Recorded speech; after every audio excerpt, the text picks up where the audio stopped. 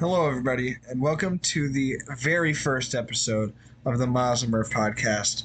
I'm Myles. And I'm Murph. And today we're going to be talking about roguelikes.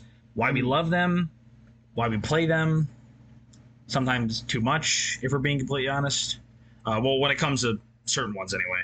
I fell in love with the concept relatively recently when I was watching one of my friends stream Hades, and ever since then it's kind of been a huge forage into a massive rabbit hole that I am now stuck in and can't escape. Yeah, I really do like them. I don't like them, I think, as much as you, because you definitely got me into playing Hades in the first place. I remember, I think you had me try it on yours, like, multiple times. And for some reason I was like, yeah, it's kind of cool, but I don't know if I really like it, like if I want to put time into it and everything. And then I finally was like, you know what? I'll buy it. I'll give it a try.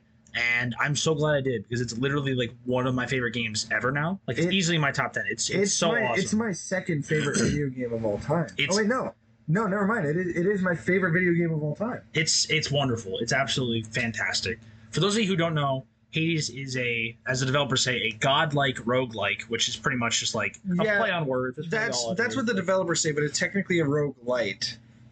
I guess, well, let's explain the difference. So a roguelike is a game pretty much that it has procedurally generated dungeons and environments and combat that also implements permadeath, generally speaking.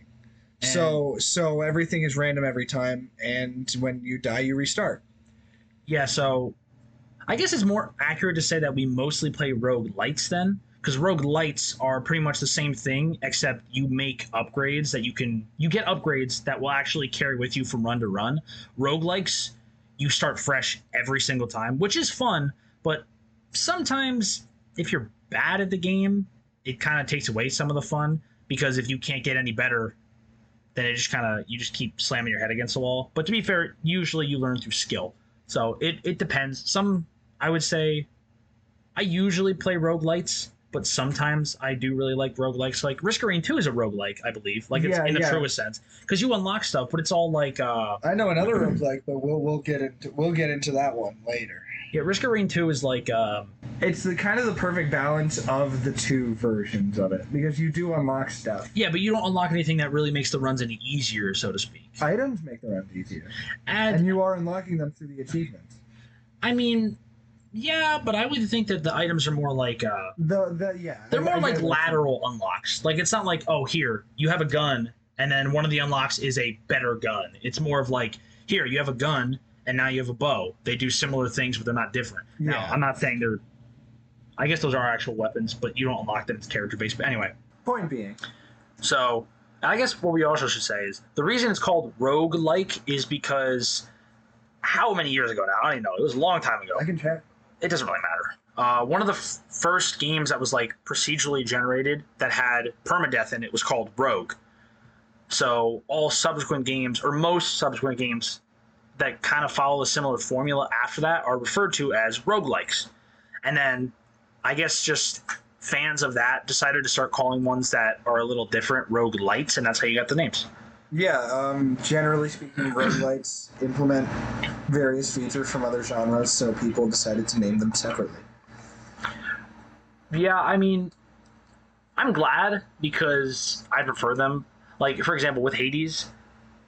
if it was exactly the same but didn't have like the permanent progression that you can do, I don't think I would care. I would still play it and I would still like it, but I probably wouldn't like it quite as much. Actually, because I really do like improving my character and like becoming stronger over time, and then being able to go to the first boss and just destroy them like easily after a couple times. I mean, part of it is skill, like you just get better and you learn the game, but part of it definitely is you do more damage, you can do more dashes, or like the big one, you can revive so you don't have just one life. When you lose all your lives, you still die and start over, but you have more lives to lose to begin with. So let's get into the meat and potatoes of this.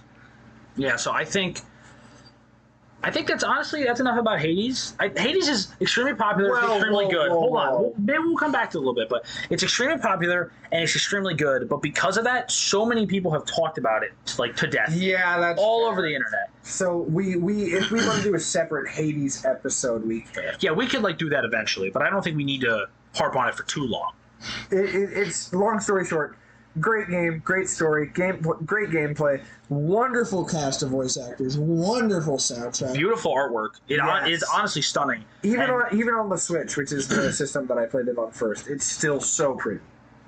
Yeah, like I think it's the kind of game that you can play on the Switch and it doesn't really matter. There's like a couple pixels. Yeah, it's like noticeable. barely any difference, but it's really not. Speaking of The actual Switch, gameplay runs just as fast. because I have several games queued up right in front of us, just to look at.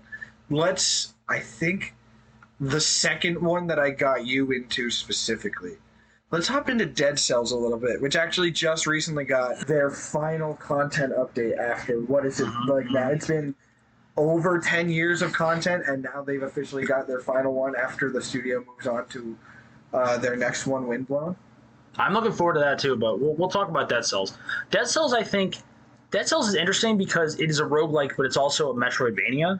Oh, In the style that it's like you go through the same areas over and over, and you have to do a lot of backtracking and stuff like that. And honestly, it's probably the only Metroidvania I really enjoy. Not to say that Metroidvanias are bad, but for me, I'm just not a big fan of having to go back and forth constantly. that's the biggest part of why I enjoy it, because it's the only Metroidvania that I've personally played, because I've played a lot of them recently and trying to get into them, that you don't have to go to a specific area to save.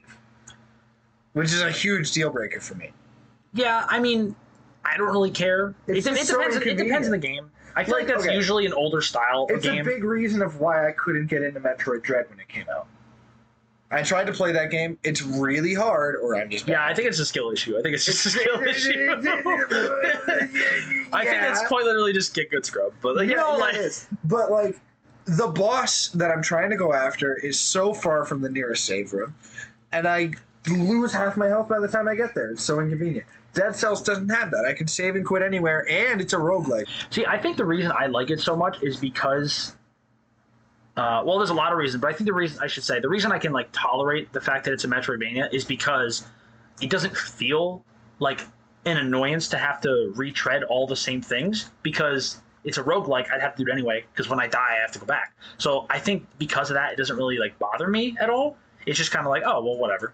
Like, Yeah. I'm going to be doing it all over anyway. Anybody who hasn't played it, it is generally conceptually based on specifically Castlevania. There's a lot of gameplay elements, weapons, and enemies that are like almost directly pulled.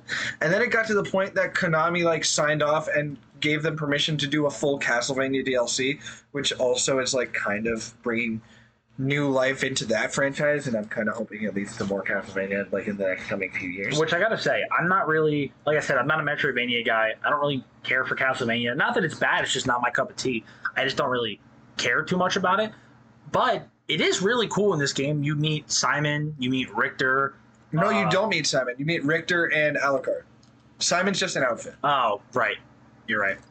Actually, I don't even think I've met, I think I've only met Richter anyway. Alucard is So I think I trapped. was remembering wrong. Alucard is trapped somewhere, and Dracula's the boss of it. Spoilers, but Well, yeah. Well, making Dracula the boss, the final boss of the DLC, I think it makes entirely, sense. It's just hardcore based on Castlevania Symphony of the Night, which is heralded as the best one in the franchise. And as somebody who's like very soon going to play it, I hope that everybody's right. I mean, good luck, I guess. Yeah, I mean, it itself has always seemed like a fun concept to me. I played the original one on the NES, and having a game that has the modern updates and flair that Dead Cells does now have, makes it so that way I can kind of like soften the blow and play something within that kind of realm without like fully going all the way back before I do jump into the real one. Yeah, I think that's another thing I like about Dead Cells. It's not super Archaic. I wouldn't say it's super unforgiving. It definitely is a little harder than some other games. Not like it's super hard, but like because it's a roguelike, if you die, you're dead, you have to start over and you lose all your progress. And that does suck. But it's not like super hard, I would say. Like there are definitely games that are a lot harder. I also do like the fact that the character himself is funny, like in reference to his own deaths. Like when you see the pile of your own corpses in the one. Yeah, you're like, hey, these look familiar. Oh, Oh, that's like, I think it's okay. I think it's referenced like you're harvesting powers from your own corpses. Maybe. I'm not sure if I've seen that, but I also haven't played that much. You played it a lot more than I have. Yes, that one I have. We should probably say about the story of Dead Cells is kind of interesting. You play 85 hours. Yeah, I probably only played it for like 50 Yeah, but minutes. I have 145 in Hades. Yeah, I only have like 65 in that maybe. Hold on. 200. Ooh. But yeah, so the story of Dead Cells is you're pretty much a decapitated prisoner who's being possessed by a homunculus. I can actually speak further on the story, but I won't, for sake of the audience and for you.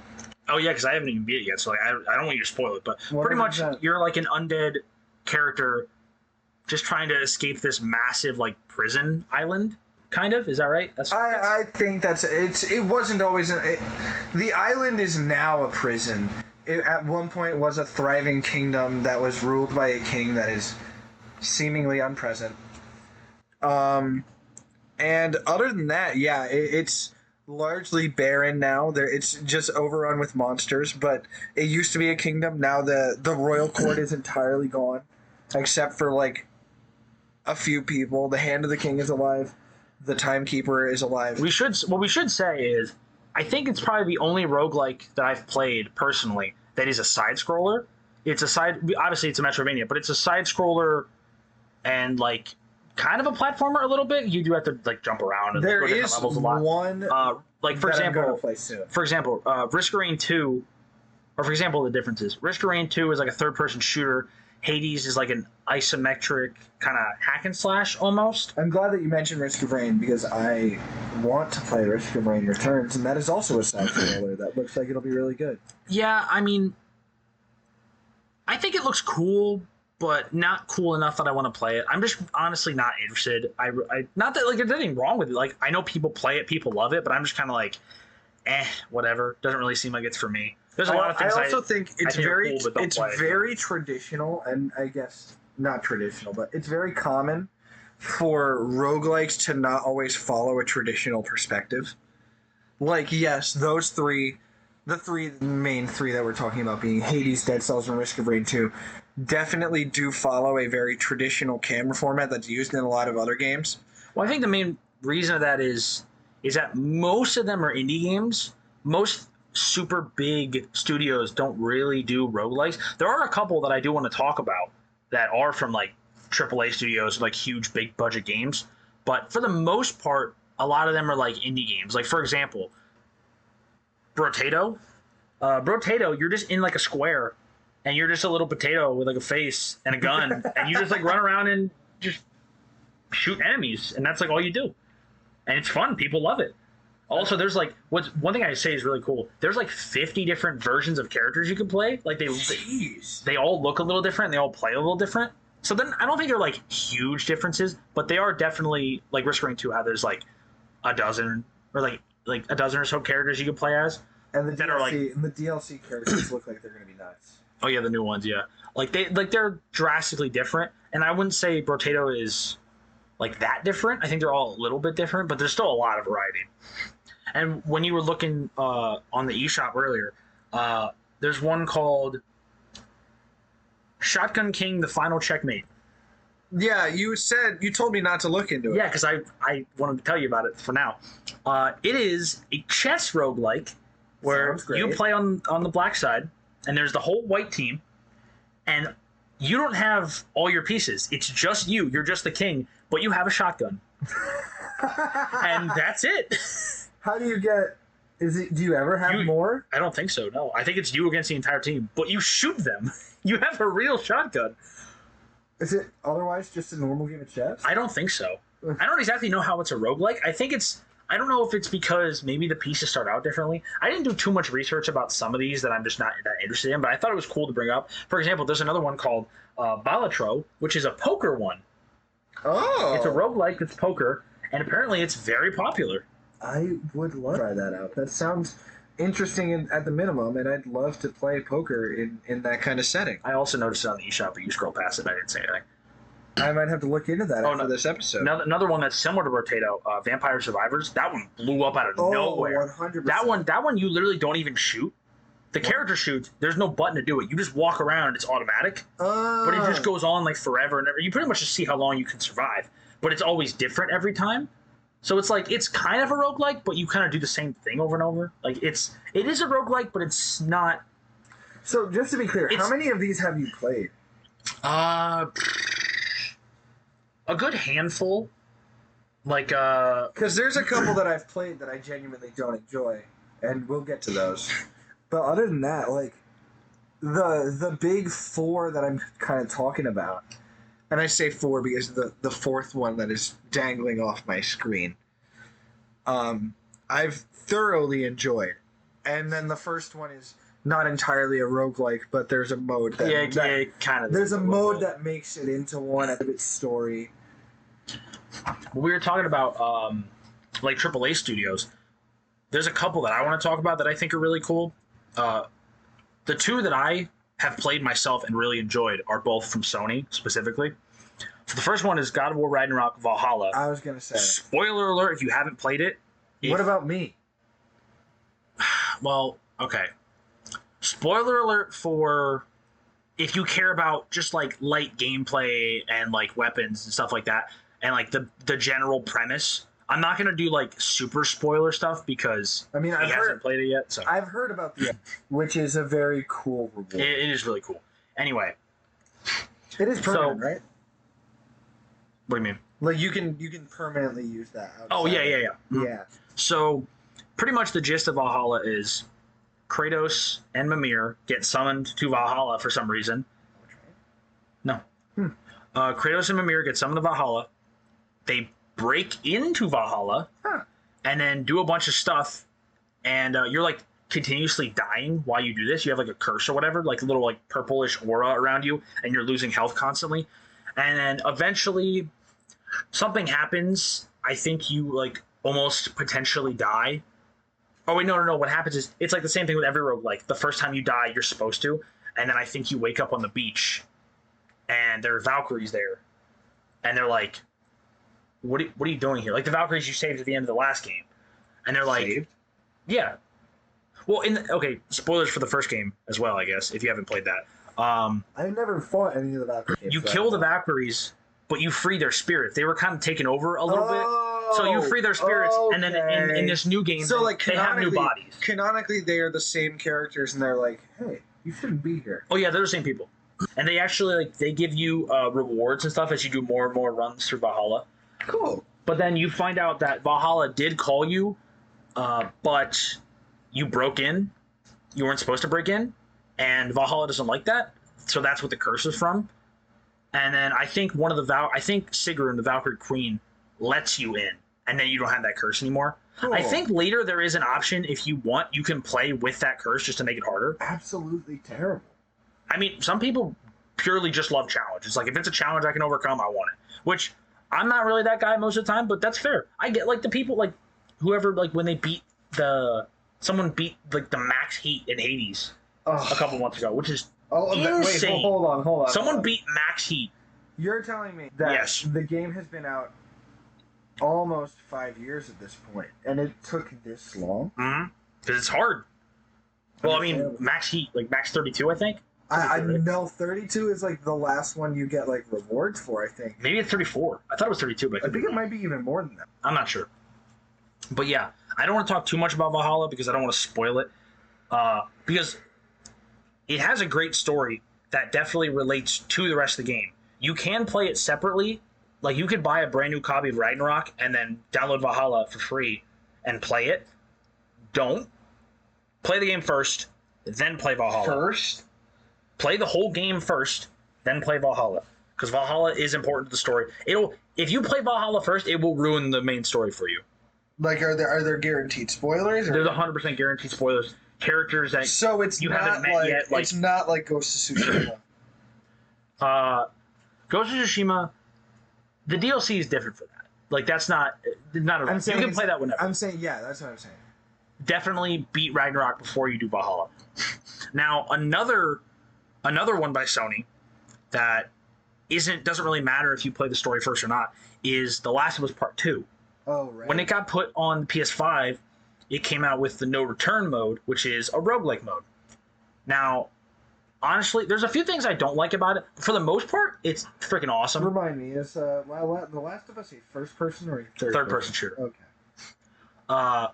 So No Return is awesome because pretty much it lets you play as like 10 or so different characters, 5 from like each group in the game. Spoilers for Last of Us Part 2 if you haven't played that game. And I know you're not going to play it, so it doesn't really matter if I spoil it for you. So you can play as 5 of like Ellie's people and then 5 of Abby's people. Some of the choices are a little weird. Like some of them I get, some are really cool. Some of them are a little weird. So wait, you can't play as... You can. I know what you're going to ask. You can play as Joel. All right, that's all I care about. They made it so we can't fucking dodge, which is ridiculous. To be fair, they did it with Tommy too. It's kind of dumb. I remember when the game first came out, I was looking at reviews of No Return, and they're like, "Oh, this is great," but the one character that everybody wants to play as can't dodge, which can get you killed sometimes. Is there a reason? I think they just wanted to make him like more balanced. I don't know why. All the characters play a little different. I don't know why they decided to do that. At the very least, they made him sturdier against melee, so he can resist. He can resist more damage, but so like he still can't dodge at all. He can't dodge, but like he might not always need to. Is what kind of you can take a few more hits, but it has gotten me killed. I think once or twice because I'll be playing either Joel or Tommy, and I'll go to dodge, forgetting that I can't, and then like an infected will grab me, and then I'll die, and then I'll be like, well, I gotta start over the run.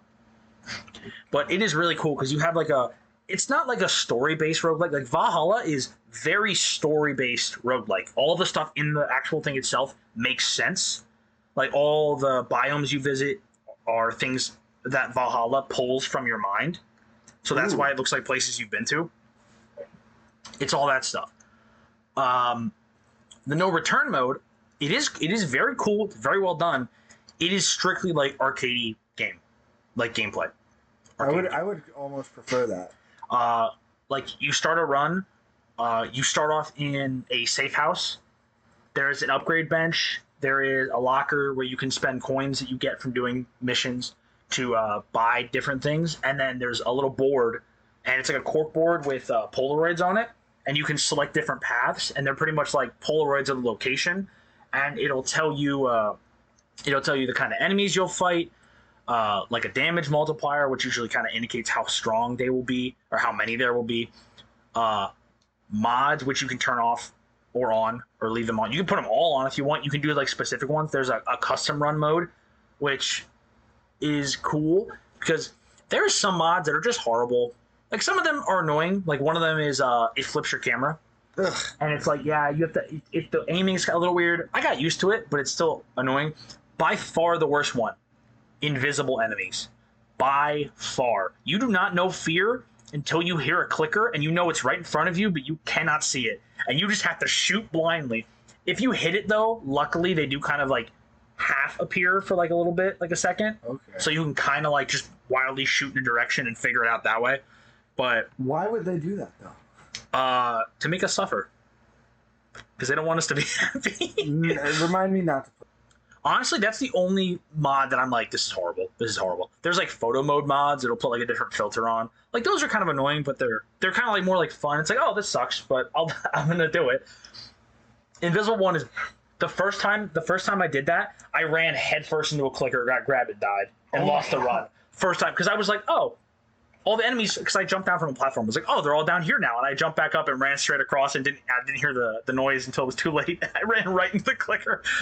It was not good. But anyway, you can play as, I'm trying to think, Ellie, who's like balanced. You can play as Dina, Jesse, Joel, Tommy.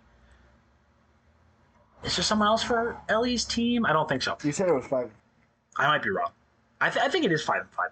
And then for Abby, it's Abby, Manny, what's her name? Mel, who's a medic. Kind of a weird choice, but I guess I get it. And then Lev, who is cool because Lev has like a bow and is really good with that. But then you can also play as Yara, who is Lev's sister. But what's cool about that is Yara gets Lev with her. So you always have a companion the entire run. That sounds a little. Some random things you will go to, you will have allies during the mission, but you won't have it throughout. But with her specifically, because they're together for pretty much their whole section of the game, like they're a team, you can actually have her together. And it's actually really cool because there's like a different, you get different upgrade paths and stuff. One thing that's a little weird, which I get why they did it, like just to make it as easy as possible, the characters don't have like guns that would make sense, so to speak. That makes no verbal sense. For example, so the main characters you play as in the game are Ellie and Abby. Yeah. Ellie is a smaller woman. Abby is a larger woman. All the male characters that you play as in the no return mode use Abby's animations, and they also have Abby's weapons because they use her animations. And all the smaller women, or smaller people, because Lev is. They don't ever explicitly say it in the game because this takes place in the apocalypse, where this really hasn't like been a thing. But Lev is trans. Okay. So, but still, I believe Lev was born a woman. Anyway, smaller framed person, regardless of what their gender is. So Lev, Yara, Mel are all on Abby's side, but they use Ellie's animations and guns. And then Joel, Tommy, and Jesse are all on Ellie's side, but they use Abby's animations. Okay. Well, so does Manny, because Manny's on. Wait, does that mean that they would have Abby's like feminine walk animation because of that, or did they do separate animations? Abby's animations are feminine. Okay. I would say Ellie's aren't. They're not really feminine at all. They're just. It's more just their size and their animations, honestly. And it doesn't really matter for Abby because if you've played the game, she's freaking huge. Like she's buff, like certified muscle mommy. Like she's got some arms on her, not just arms. Like her, she's buff. Anyway, that mode is really fun, and also because some of the bosses are kind of crazy. Because there's actually multiple. There's no like mini boss, so to speak. There's I'm trying to think how many there is. Some of them it's just like it's a couple guys, just a couple guys being dudes. Two brothers. You can't do this in the middle of a recording. You can't do this. I can. You can't. Anyway, the worst one by far is the Rat King. Wait a minute. So you know how like a real life Rat King is a bunch of rats that kind of get tangled together? Yeah, but it's a lot more gross than that because like, the reason it happens is because like their tails get all looped up from all their juices. I wish you didn't tell me that. I wish I did not know that. I think I'm gonna drink bleach after I'm done with this. I don't know if that's gonna help. I don't know if you could say that. I can say that. For the record, we do not condone drinking bleach. Neither of us do. Do not do that. It is a bad thing. Anyway, the Rat King in the game as a boss is Tell me it's not just 70 zombies stuck together. It's several. How many of them? They crawl out of the basement of the Seattle hospital where it was ground zero for the entire like state of Washington. So it's a bunch of infected that have been sitting in one thing, cooking for like 20 years. Have I seen... This is a boss battle in the actual story mode. It's in the actual game, yeah. Yeah, then you've showed me that. I've probably shown it to you then. Yeah, so... Because you have to run away as it's getting stuck in between doors because it's too big. Right? It gets stuck briefly, and then it just breaks the wall down, and then you have to run again. It gets stuck for like 2 seconds, and it just busts the wall down. You're like, oh, well, that's fun.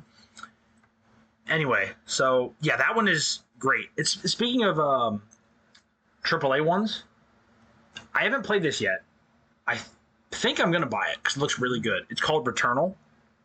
It's a third-person like sci-fi shooter. You crash land on this planet. I've heard a few things about this game. You're exploring. You're looking around. You find a weapon. You find some enemies. Whatever. You're going further along. You see a body on the ground in like a similar spacesuit to what you're wearing. You roll it over. It's a corpse. It's you. Oh, God. It's like a decayed version of you, and you're like, oh, what? And you pick up a recording, and you realize it's you talking. You're like, I don't remember making this recording. So that's how you kind of realize that so you're stuck on this planet. There's an in-universe reason for it being a roguelike. There is, yeah, there is. I don't know what it is. I haven't played it, and I haven't looked at any videos about it because I don't want to be spoiled. I want to actually play the game and enjoy it. But Well, let me know how it is. Maybe I will partake in the fruit, per se. it looks awesome. Like it's like full PS5, like super great graphics. Kind of a bullet hell almost a little bit. Like there are enemies who will just shoot like dozens upon dozens upon dozens of bright colored blasts at you and lasers and stuff, and you have to dodge. It's also a third person shooter. I don't know if I said. You can jump around. You get different abilities. I think there's like a dash. Does it there have might be like a omnidirectional boost. movement? Probably not. Not in the same way that you're thinking. Probably not. Probably what they like the tagline for Call of Duty. No, Black Ops no, 6. I was thinking of Helldivers. I don't know. Which I still need to get. You do. And there's one more like third. There's one more that I want to talk about that's from like a third party. What am I saying? Third party.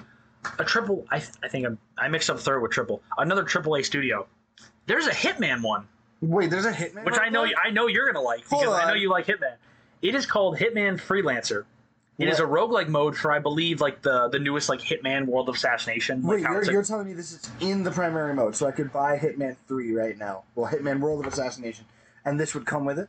I believe so. You have to double check before you do that. I I'm think going it to is. have to leave. It is a Hitman game called Hitman Freelancer, or a mode or whatever. And the targets are random. There are different challenges you can get for like more money or more score or whatever. I don't know too much about it, but I knew that you would like it. Why is Hitman 3 $70?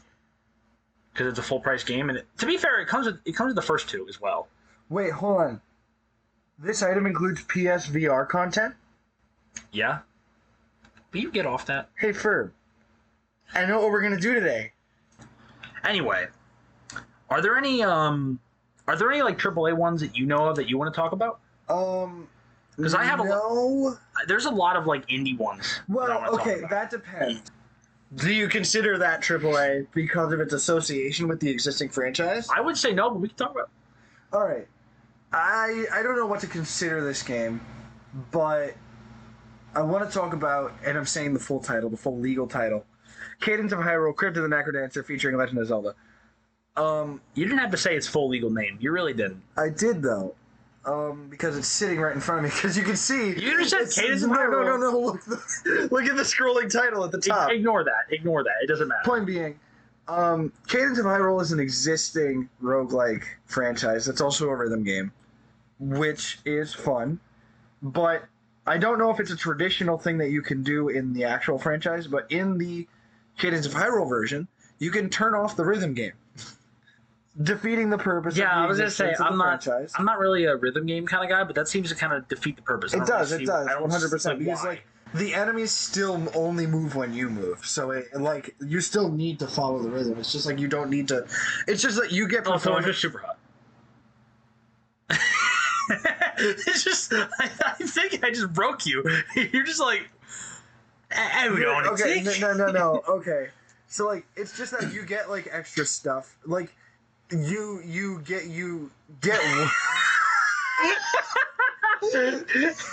you ever had dreams when you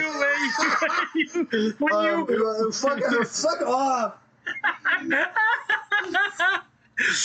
Oh, this is so funny. You stupid dumb asshole. Would you like to redeem yourself? I would. Go on. The worse you do. I'm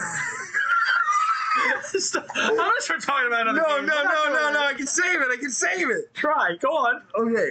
The worse you do at the rhythm portion of the game, the worse like stuff you get.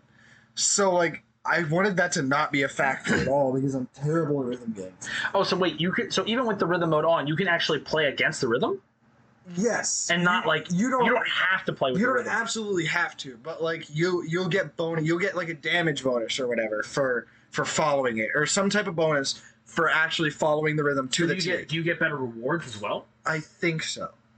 That's kind of I interesting. chose to sacrifice that to have a more traditional. I will gameplay. say I do like the fact that you don't have to play with the rhythm. Yeah, it's better that way in my opinion. I mean, I would debatably say it's better. Well, it's not. It defeats the purpose of the original franchise. However, without it, it is a randomized Legend of Zelda that is effectively like a randomizer for A Link to the Past, but officially made. That happens to have like just a mechanic where enemies move only when you do. And because of that, I thoroughly enjoyed it. I've beat the story mode. So and it's Zelda Super Hot. you can't just say that. Why can I not say that? It's Zelda Super Hot. The enemies only move when you move. You play as Zelda. And Link. Whoa. First of all, you were about to get hot flamed here. You play as both. I said they're both separate characters. Yeah, but that's true. There's like about 7 or 10 unlockable total characters. It's really great. Speaking of non-traditional roguelikes, though, I want to talk about the 2 card-based ones that I've played, and why one of them has redeemable qualities, and the other one was a waste of my fucking time, and about $30. One of them is really good. One of them can die in a fire for all I care. And then I want to talk about the other roguelike that I absolutely We'll get to that. wasted money on. We'll get there. And will dog for hours. Again, it's an opinion. It's a fact. It's a bad opinion, but go off, I guess. All right, whatever. The roguelike it's not even technically a roguelike for the first traditional portion of the story. It is, but it isn't, because you do restart, but there's 4 sections and then you restart at the beginning of those sections when you die. Oh, okay. So it's Inscription, guys. It's a card-based roguelike. It's a deck building roguelike. You die and then you restart at the beginning of the section you're on. There's 4 different parts of the stories based on the 4 so I'm assuming the sections are different every time you die? No. Well, then how is it a roguelike? Okay, it's a roguelike because you restart, but you do have you make a death card, which is a card of your character where you use your deck to pick the numbers on your card. Whoever you're facing, are their cards different every time? Their cards it's the same deck, but their cards are different every time. So he'll always have He'll have the same cards if he doesn't play them in the same order, you mean? Yes. And the actual because so is there the map is procedurally generated. Is there a separate the map is okay. The map is procedurally generated. You die and there is permadeath, and you play a different character every time because you are making separate death cards. And when you beat Leshy, you move on to another one based on one of the other 4 scribes. Mm-hmm. And then you move on to the 3rd scribe, and the 4th scribe. Each of them has a different section. When you die at the end, when you die during Leshy's, you restart at the beginning of Leshy's. And then when you die in PO3s, you start at the beginning of PO3s. But at the end, you unlock an infinite mode, which is just an infinite version of just Leshy's, where it extends the deck, it adds more mechanics, and it makes it fully infinite, which is the mode that is really a roguelike, because you actually have... Okay, yeah, I can see that. Yeah, and it's the same mode. You die over and over, and it's great, and it's different every time. That's a really good card-based roguelike. So, would you now like to talk about Slay the Spire? It's not... For the record, I know some people really like and really love Slay the Spire. Some people have played that game for hundreds of hours and really love it. I looked at it and was like, no. It's just not. It's not for me. I think it's kind of. It's not even a bad game. It's just that because of its card-based nature, and I think this is just generally... I think deck building kind of card games, I think sometimes they can be really good and it can be implemented really well, or it can be really bad. Really like... This is a controversial one because a lot of them are. I think that roguelikes being turn-based RPGs just doesn't work for me as the player. Again, that's for you, though, because I know there's a lot of people who like that. The exception being Inscription, because it is technically a turn-based RPG. I guess so, yeah. But I bought Slay the Spire, and then a few months later, it came out for fucking free on PlayStation Plus, and I was so mad. But I bought it. I tried to enjoy it. I put in a couple solid runs, and I just can't sit down and get into it, and I feel like I wasted my time. The gameplay isn't it doesn't grip you in the way where restarting feels like this so cool thing where you've achieved something. I think for me, it's if I don't have mostly full control of the character, there are exceptions, but I feel like it's kind of eh. If the character's just standing there and I'm just selecting a card to do a move, it just seems a little boring to me. Yeah, that's. I don't think it's bad. It just doesn't grip me. It's just not I'm not really interested in playing that. Since we have it right in front of us, I can't believe we've gotten this far without talking about Risk of Rain 2. We talked a little bit. briefly Talked a little mentioned bit. it, but considering the fact that we very recently have, I finally, after quite literally forcing you to buy it and then not playing it with you Yeah, for this motherfucker decides, oh, here, this game's really good. You should buy it. And I'm like, okay, I'll buy it. So I buy it, and I'm like, all right, when are we gonna play? And he's like, oh, we'll play sometime. And then weeks go by, and I'm like, hey, when are we gonna play this? We'll play. It was about a half a year. Long story short. Was it that long? Yeah, I think I convinced you like around January, February. Oh my god, you might be right. You fucking asshole. You stupid dumb ass! You stupid dumb asshole! How could you do this to me? I wanna mention me saying you stupid dumb asshole is a reference to Sal on the Taste Buds podcast. It's not a plug, but it's a plug. It's a really funny moment. They're yelling about grilled cheese. It's really funny. You should look it up. It is pretty funny. Anyway, But do that after this. after this, finish this, go look that up after. It's wonderful. He's great. Anyway, You can't put pickles on it. I finally get him to play Risk Rain 2 with me. And it's arguably one of the most fun that I've had playing a roguelike. It's so much fun. It's wonderful in it is multiplayer. awesome. Everything that I liked about the game gets amplified when I play it in multiplayer. Because I think 9 times out of 10, most games are better if they're co-op. If you have to change the game That's drastically kind to of make why it, I'm excited to, if you'll actually play it. we'll get to that. So Risk Rain 2, I had a good decent runs. I've technically won That's twice. Have you beat the final boss? It's still technically winning. The game considers it winning. I obliterate. You can get to the very end, and You can commit unalive. Yes, exactly.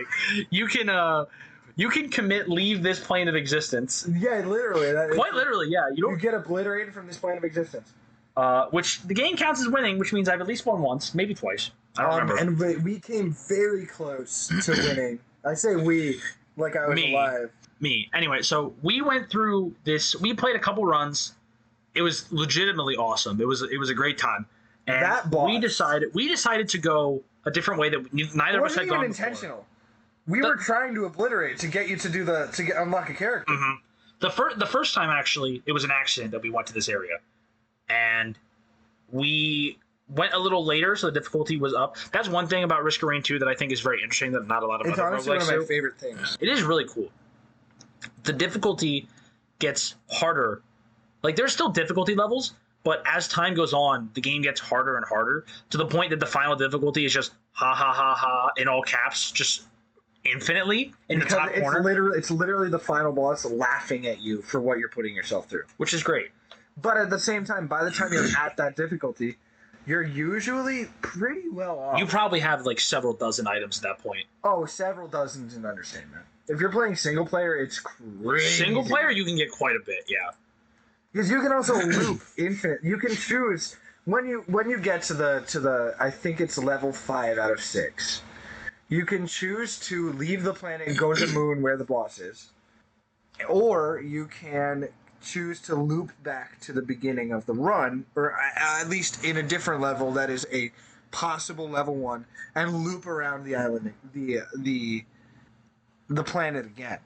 Yeah, I'm not sure if there's a lore reason behind that, or if it's if that's strictly gameplay, which I think is fine. I don't think it really matters that much. Not everything has to have sometimes things are just cool, or they just have to work for the game. I believe that, if I remember correctly, the first Risk of Rain game also takes place on the same planet, I believe so, yeah. and therefore it leads me to believe that the teleporter. It takes place earlier, though. It's a Yes, different it group of people, does. so. I believe the teleporter is something placed on the planet by the group or by the organization you're working for. I don't think so. They're kind of like an ancient. They're not really mechanical. Yeah, I guess you're kind of right. I don't know. Regardless of the point. I honestly don't know too much about the lore. I watched a rundown video, and all I really know is about the boss from the final boss from the first game and the final boss from the second game are brothers, Yes. and the new final boss of the DLC is a creation. It's a creation by the first game's final boss. I can't remember his name. He creates this creature. It's the first creature with a soul, and then it's the first creature with a soul, and then it's that golden golem thing. Orient Light. Whatever it's called, that thing. And then I guess They put him in this plane of existence that limits his power. yeah, Because if he were to like escape it, he would be stronger than them. I don't think he'd be that strong, but he's like stuck there because the other god, like the other brother, doesn't like the fact that he gave something a soul. He doesn't like that, so he traps it there. But then when you beat them both, there's nothing keeping it there, so it leaves, and then it's like totally peaceful. But then some of the creatures on the planet start attacking it, and then it just goes crazy. Oh, so the final boss of the DLC is going to be Arden, like. But with like a new body and like new Cool. powers, it's like a super powered. I didn't. Where did you find this? The internet. Do you know how little that narrows it down? Yep. All right. Moving on. But yeah, so we go to this totally like separate area that we've never been to before. It's barren. And I'm pretty sure the first time we died. But the second time we went back there earlier, so it'd be easier. And then we like went through it a couple times, and then got more items. We go back there, and we stumble upon a boss. And we walk in this arena. I'm like, there's gotta be a boss. I literally here. just clicked on the wrong portal. It was entirely user error. It was great though. Well, it was great for a bit. I died There's this huge boss. You did, yeah. twice. Yeah, I forgot. Yeah, we get to this huge boss called the Voidling. It's from it's the new boss they added with the Survivors of the Void DLC. It is a huge like crab spider-like creature, kind of. It is massive. It is huge. Like your character is not even the size of like its eyeball. I'm not kidding when I say truly potentially one of the best like boss fights I've witnessed. And I say witnessed because I died so quick in a video game like ever. Yeah, I spent like a good 40 minutes to an hour just trying to whittle this thing's health down because I swear to God, it had like 800,000 health. It had 800,000 health, but then it had a second phase with almost as much. Yeah, I thought I beat it, and I was like, "Oh my God, I did it! I did it by myself!" And then I saw its health bar go back up and went, "Oh no!" I think I also got revived. No, you didn't. You didn't come back. Oh, I didn't for that one. If you would have been there, I'd be like, you know what, we could probably do this. But the fact that it was just me still, and I was like, I don't want to do this for another hour. And then I had you look it up, and there was the third phase with also the same amount of health, and I was like, I'm not doing this. This is gonna. No, you didn't say that. I think you were gonna genuinely try it. I thought I did. I think I thought about it, and then I was like, I'm not doing this for another 2 hours. It's not happening. We got to get like 2 more people together, run through the whole thing, or maybe just loop several times. We just have to loop through several times to get a crazy amount of items, like almost game-breaking items, and then I think then we can probably take it on, as long as you don't die. Or we get the flask item. We just get a bunch of those so we can be safe from like super low health. Anyway, so far the point of the podcast is play Dead Cells, play Risk of Rain 2, especially play Hades. What about the ones that we're gonna tell you not to play? Don't play Spoilers Far, and especially, yeah, you've kept me waiting. This is just get ready for. I want you to all know one of his polarizing opinions. A bad take, I would say. What do you mean? I've never played it, but I know people who very much love it, and it's so popular. It is like the king. It's the original. This section of the podcast is dedicated to our editor. You know who you are, and I want you to know that you're wrong. Our editor loves The Binding of Isaac, and Myles hates The Binding of Isaac. Oh, that is... He hates it with a burning passion. A very, very big... He might hate it more than the Romans hated Jesus, all right? This is...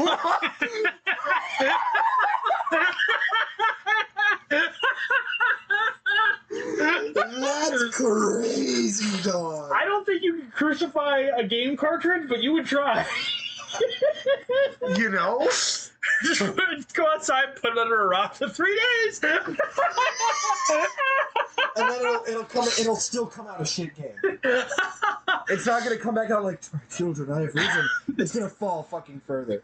Because that's what it goddamn deserves. Anyway, I will give you... I want it to be known this is entirely satire, and I mean, it is a very true seething hatred, and that's not satire. But the amount of disrespect that I'm going to throw at it is satirical. I will give garbage? You... You will not cut me off. I will give you approximately 2 to 4 minutes to rant about this game. I will hop in every so often. Oh my god. I'm laughing too much. I will hop in every so often to defend the game. So I don't think it's that bad. I've never played it. I don't really care. Dude, it but plays I've seen gameplay. It's fine. It plays like Zelda 1 with a gun. Zelda 1's great though. This game isn't. Just the way it's a deadpan look. Oh my god, that's so funny. Okay, it's archaic as fuck. It's what, it came out like a decade ago? More? Yes. The difference between it and Dead Cells. Probably more. Okay, it came out on Newgrounds first. Oh, so it's very old. It's hella old. And the thing is, it should have fucking stayed there, goddammit. It should have. That's where it belongs. It should have stayed a Flash game. Because the fact that somebody's charging people money for this, it's absolutely abysmal. I spent $20. That's not that much. It's the For some people, for us, it's not that much. It's the principle, and you know that is a lot for me. If we get really technical, I have no money. That's because you're broke, all right? Whoa! Yeah. Not the point. Point is, it's about a crying baby, which you already know I have a very, very strict aversion to. I hate children. Coughing baby, hydrogen bomb. I'm gonna choose the baby. I can't kick a bomb. Yeah, that's exactly it. That's you. That's I've been in the lobby at work and hearing children cry and telling people turn that shit off. Like, this is satire. no, This is satire, people. no, that is not satire. If your baby's crying in public, you got to do something about it. Point being, that's not that crazy of a take. Like, oh my god. What? You're running out of time to say about this, talk about this Point game. is, it plays like a Legend of Zelda game, but if it's not a Legend of Zelda game, did a line of Coke, took a shot of whiskey, and didn't know what it was doing. Because, oh my god. You unlock characters, half of them play the exact same. All of them look the exact same. Okay, I think both of those statements are wrong, but go on. All of them are meant to be different versions of Isaac. Kind of. Some of them are literal, like, angels and demons. Yes, all of them are meant to be different embodiments of Isaac. Whatever, go on. That I know of. Yeah, exactly, that you know of.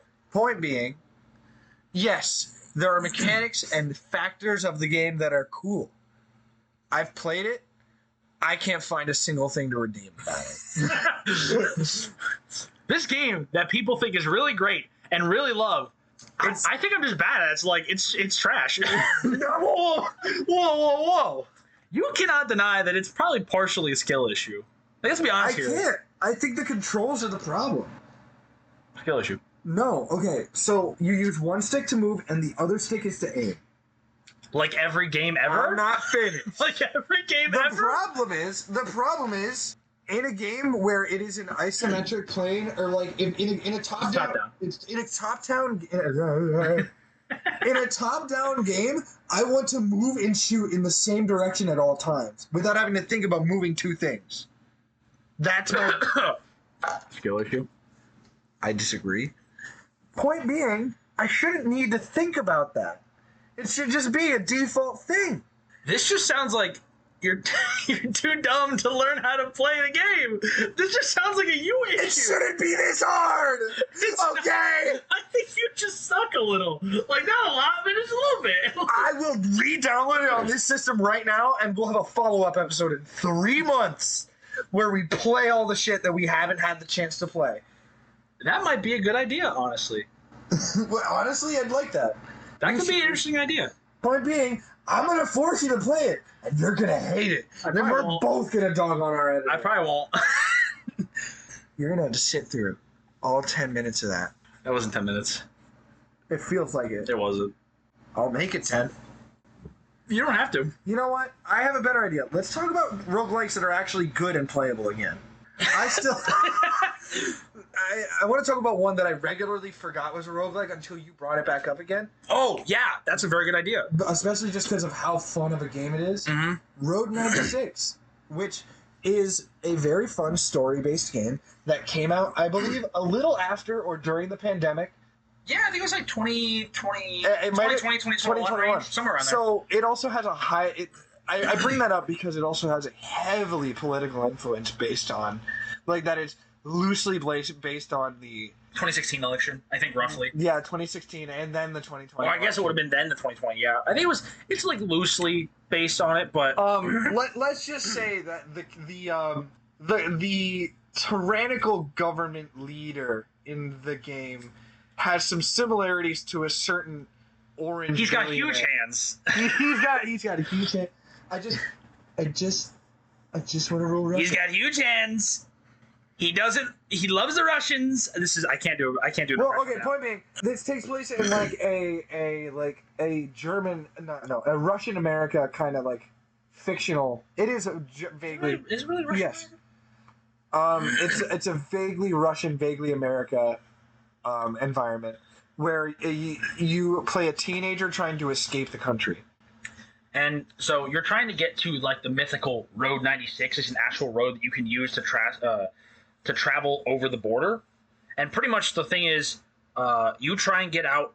You start as like a teenager, as like a nameless, faceless teenager, where it's just like the way that you pick your character is it's like a late night news like missing teen thing. There's a couple different ages, which I don't think really matters that much. That is genuinely not a factor. I think it's just like it might even just be like what people call you during dialogue. Yeah, there's age, amount of money, amount of energy. There's gender too, I think, right? Gender too. But I don't think any of those really matter. Yeah, but it's just like the thumbnail up in the corner. I think the only difference is like what characters call you. Like that's it. Yes, it's just pronouns. But the game itself is really cool. I never played it, but I watched you play. Game. I watched you play most of it. It's a very pretty game as well. It's got a great art style, a banging soundtrack. Like it is legitimately so good. It's probably like I'd say it's at least top 100 soundtracks of all time. And considering how many games there are, that might sound a little low, but I think it's pretty high up there. It's got good art style, great soundtrack. The characters are awesome. The story is very unique because like outside of it being a roguelike, you're also developing relationships with all of these characters. And it's really awesome because like you're developing this there's a trucker that you like become great friends with. There's a hacker.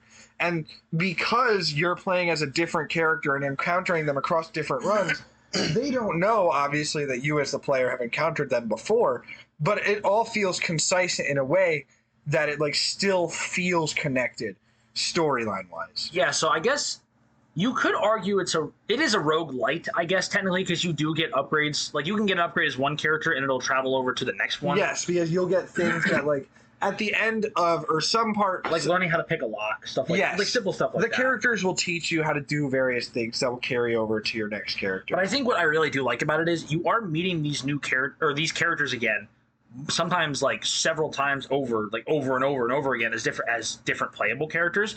But most of the time, they don't really retread over information you know already.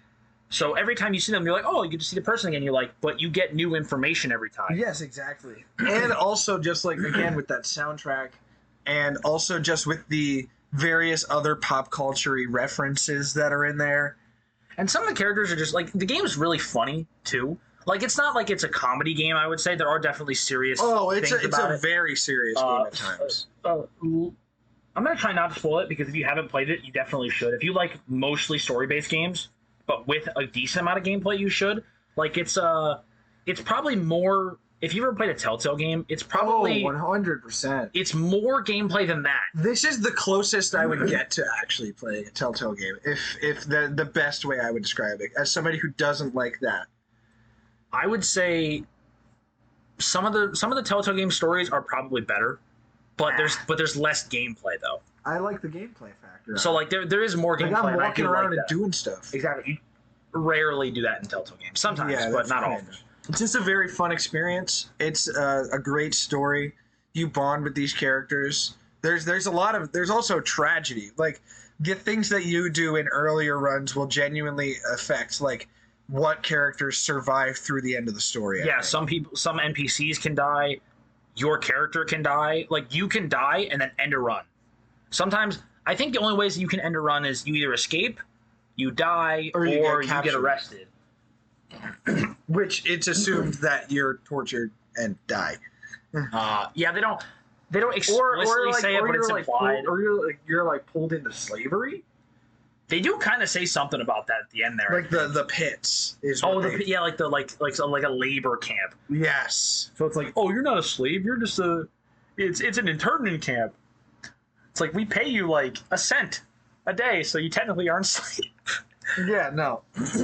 But yeah, it's great. It's an allegory for political America and just I guess the world. Yeah. And it's just really, really fun, and I highly recommend anybody who hasn't played it and doesn't realize that it's a roguelike that likes roguelikes should play it 100%. Even if you for some reason really don't like roguelikes, I don't know why you would, but if it's just not your cup of tea, try Road 96. It doesn't feel like one, and the story and the gameplay's decent. The story is wonderful. The art style is great. Even the music though is awesome. Like even though it's it definitely is worth it. Even though the prequel that comes out afterward called Road 96 Mile Zero is not a roguelike, I highly recommend you play that potentially even first. Yeah, that one. You play as a friend of one of the characters. It's the gameplay style is a little different. There's like different things during the game. You make choices still, but it's more of just like a story-based thing where you go straight through and you make different choices throughout, and then you could redo the whole game if you want. It's not a roguelike where you don't like start over from the beginning if you mess up or something like that. You're playing as an established character, not just like a no-name teenager, so it's a little different, but play that too. They're both good. Yeah, that one has like some rhythm game elements where you're like doing like there's like skateboard segments. Yeah, it's kind of weird, but it's kind of fun. It's weird in a good way. Very, very different. I highly recommend that. It plays into some of the rhythm game elements of one of the specific characters in the main game. But yeah, I highly recommend both. They're both fun experiences. They're great, and yeah. One thing I will say, if we do end up doing the follow-up episode where we have actually played, there's a couple I just want to list off, just to be like, that reminds me. Just to be like, here's ones that I might play or that we might play. So start off. There's a game called Dead Link. I got it on my PS5. It looked really cool. I haven't played it yet. Apparently, you play as like robots. Is this the one that you were? Oh, wait. You play as a shell, like a chassis, like of a robot. There's a different couple ones you can pick. I'm thinking of a side that have different guns. I'm thinking of a. It's a first-person shooter. It's like super like cyberpunk style. It looks freaking awesome because I love like cyberpunk stuff. It's just like it's such a cool aesthetic to me. Like for example, I think one of the characters you can play with, you have a shotgun, which I don't think has super long range, but you have like a grapple. You can grapple to people. And I'm like, that's so cool. So again, I haven't played it yet. I have it. I did buy it though, because it wasn't that much. It was like $25, and I was like, yeah, I'll buy it. Why not? It looks really cool. I want to, I kind of would like to try the Teenage Mutant Ninja Turtles Splintered Fate one, that was originally on Apple Arcade, and it's 4 players, and we have at least 3 players. Yeah, I think that would be fun to do. I'm not sure if I really want to do it. I'm a little whatever about it because it looks like it's just Hades, but not quite as good. Don't get me wrong. I love Ninja Turtles and I love gameplay that's similar to Hades, but I don't know. I heard that it was good. I heard that it wasn't like great. You know. I'd also like to try Myth Force because I've heard that the game came out almost unplayable. Well, that's the Switch version. We don't have to get that version. Yes. Well, I mean, I think it came out unplayable on PC too.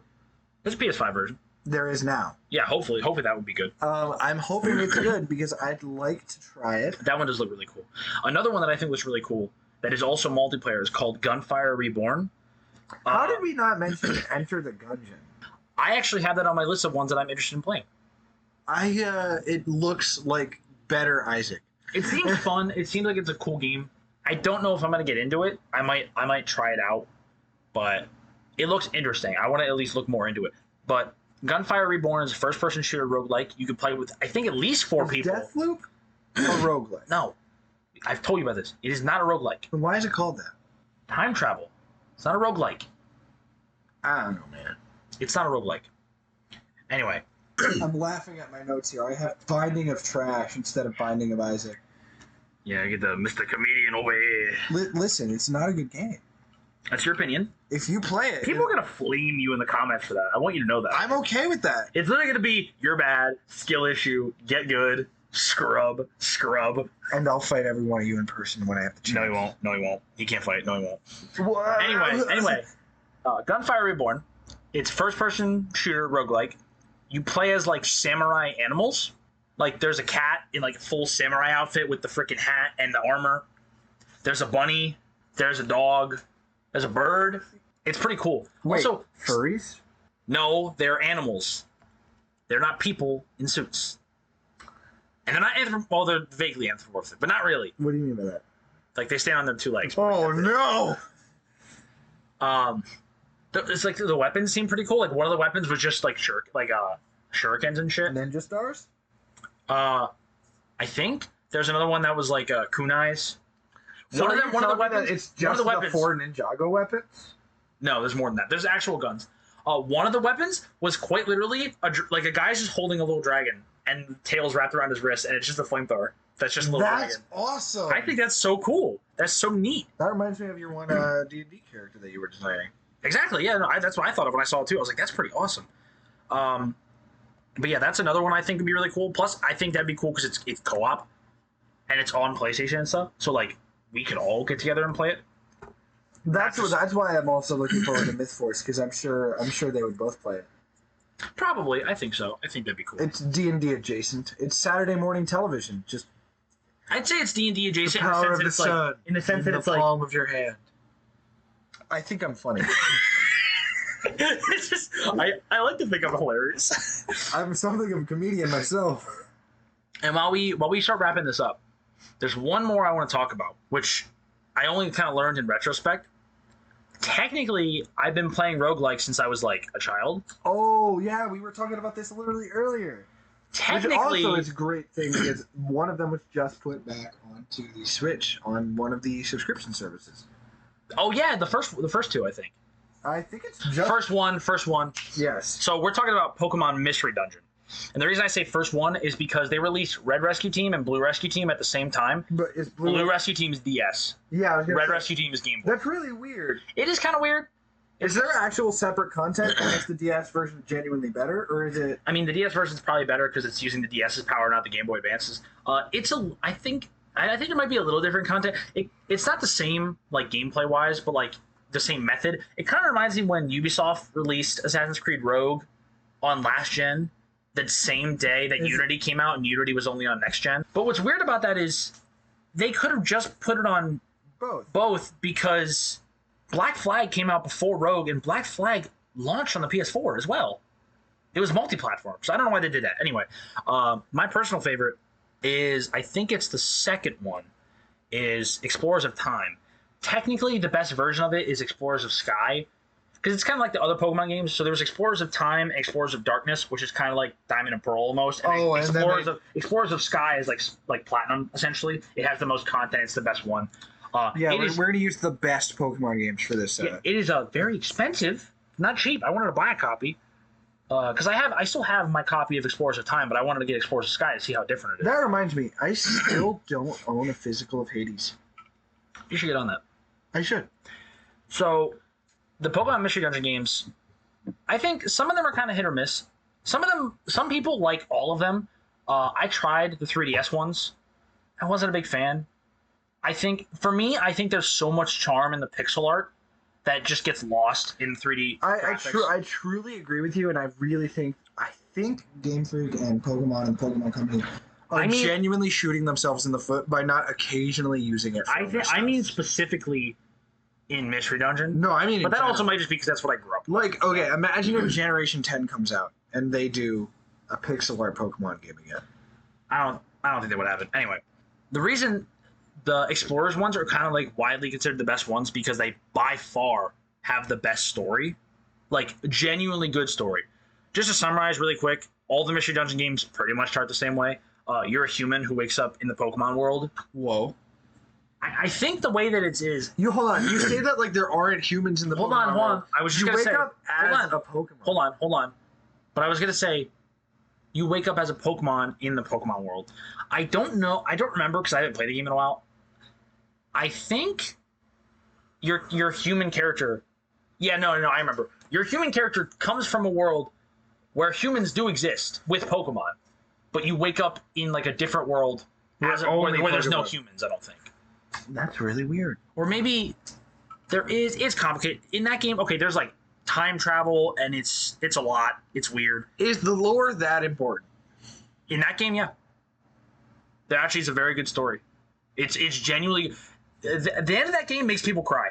Wow. I'm not going to say why. That's genuinely surprising considering the fact that, like, the story of every single Pokemon game has been, oh my god, there's a life-threatening thing that this 10-year-old for some reason has to deal with. Oh my god! This is the side story, so they can actually do whatever they want with the story, really, because it's not canon to the game, so to speak, so they can do whatever they want. Anyway, the way that it's technically a roguelike, there's like a kind of home-based town area and stuff, and you can do like bounties and stuff like that.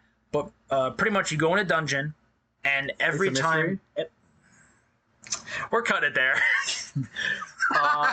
He said the name, we can go home. Every time you go in a dungeon, it's different. So even if it's like a scripted... for example, the boss fights most of the time with... If you pick up like a random bounty, and it's like, oh, you have to go defeat this person. That's not scripted at all. But for the boss fights in the story, those are scripted, but it's just the room they're in. So you'll go in the dungeon, and the entire multiple level thing to get to them is entirely procedure generated, entirely random, and if you die, you get sent back to the beginning and have to do it again. But when you get to the room... Is it different when you respawn? Yes, it's different every time. So it's technically a roguelike. I guess technically it would be a roguelite.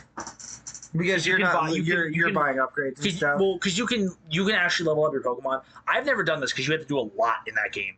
You can actually evolve yourself and your partners and stuff. I genuinely didn't know that because I only ever see footage of people like using the first stage. Yeah, it takes a while. Other than like Pikachu. Yeah, that's technically the first roguelike I ever played, and I didn't even know it. And I was like, I don't even know how old I was when I played that. I was probably not even a teenager yet.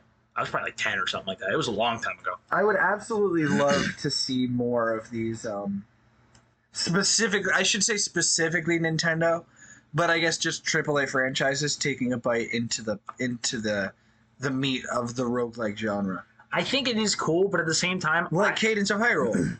I think stuff like that is really cool. But what I don't want them to do is do it when it doesn't make sense, just to like hop on the train.